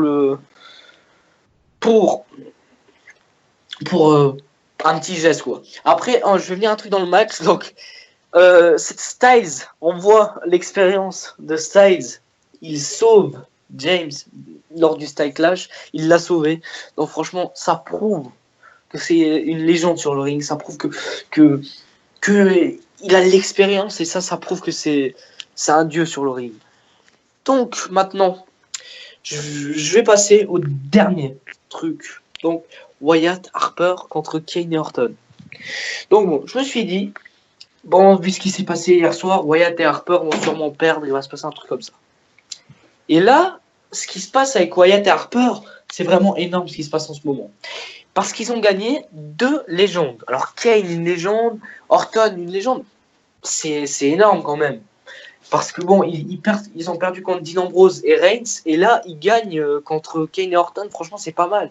En plus, je suis vraiment très très content pour Bray, parce que ça fait 2 main events de suite qui gagnent. Franchement, je peux pas être plus content que ça. Et je me dis peut-être qu'il y a un truc derrière, mais j'en peur d'un truc. Parce que à chaque fois que Bray, c'est pareil, il débute une rivalité, il gagne le premier match, il la perd. Voilà, c'est ça. Et j'ai vraiment peur que ça se passe avec Orton, puisque bon, ils ont dit que derrière, Orton devait avoir une chance pour le titre. Puis si on calcule bien, s'il y a un match à sur-avant-série entre les deux, Orton, par exemple, il gagne. Il y a alors ça veut dire un dernier match après entre lui et Wyatt à TLC, c'est-à-dire que c'est le dernier pay-per-view de 2016, et comme ils avaient dit en 2017, Styles contre Orton, ça me fait peur. Franchement, les gars, ça me fait peur. Parce que, premièrement, j'ai vu les plans pour AJ Styles, c'est contre Ambrose, donc c'est juste pour Survivor Series. Et j'ai vu qu'après Survivor Series, donc à TLC, il y aurait John Cena contre AJ Styles. Donc, le temps que John Cena et Ambrose font leur match contre AJ Styles, Orton, il fait une rivalité derrière contre Wyatt, il gagne, et c'est début 2017, et j'ai peur, parce que derrière, pour Wyatt, après, il y aura quoi? Voilà, j'ai vraiment peur. Bon, je m'éloigne du sujet. On va parler ça dans une autre vidéo, bien sûr, qui sera sur Bray Wyatt.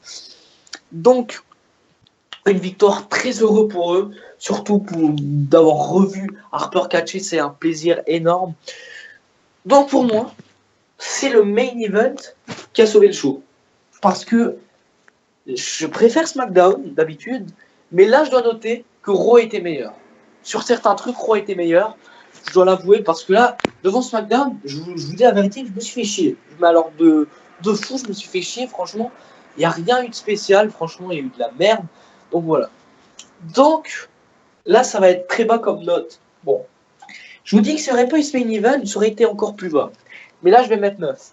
Alors, malgré que je suis super content pour Bray Wyatt et Harper, je peux pas mettre plus. Je suis désolé, vu ce qui s'est passé derrière, je peux pas mettre plus.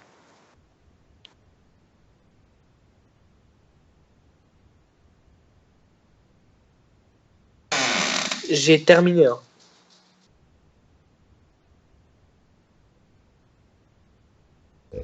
Bien. Ben, merci à toi, Dylan, d'avoir fait cette analyse complète de SmackDown Live. Alors, ben, si vous avez rien à rajouter, enfin vous avez quelque chose à rajouter? Non. Non, c'est bon. Ben, je pense qu'on peut conclure sur ce mot, justement, sur cette analyse de Dylan par rapport à SmackDown Live. Alors, on n'est pas forcément super d'accord l'un et les autres, mais c'est normal, c'est le but du coup d'une analyse personnelle de SmackDown Live et de Raw. Alors, nous vous remercions de nous avoir écoutés jusqu'au bout.